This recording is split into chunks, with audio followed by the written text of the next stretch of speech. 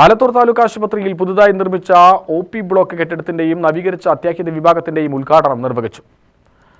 ആലത്തൂർ ദേശീയ മൈതാനിയിൽ നടന്ന ചടങ്ങിൽ ആരോഗ്യവകുപ്പ് മന്ത്രി വീണ ജോർജ് ഉദ്ഘാടന കർമ്മം നിർവഹിച്ചു.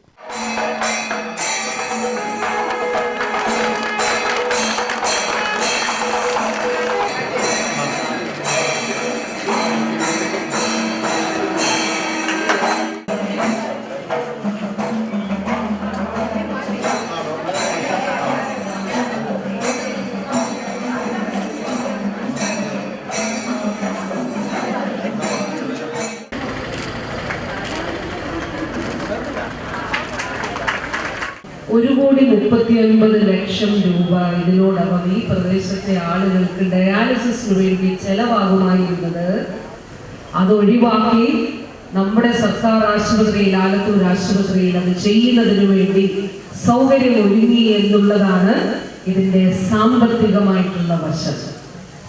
ഇപ്പൊ രോഗത്തിന്റെ മുന്നിൽ ഒരാളും നിസ്സഹായരായി പോകരുത് എന്നുള്ളതാണ് നമ്മുടെ ലക്ഷ്യം.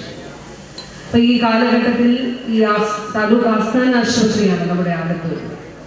ഞാൻ ബഹുമാനിയായ MLA-യും പലതവണ ഇവിടെ വന്നിട്ടുണ്ട്. ഞാനൊരു കാര്യം പറയാൻ വിട്ടുപോയി, അത് ക്ഷമിക്കണം ദയവായി. നമ്മുടെ കൃഷ്ണകുടി മിനിസ്റ്റർ ഉൾപ്പെടെയുള്ളവർ ഓൺലൈനിലുണ്ട്.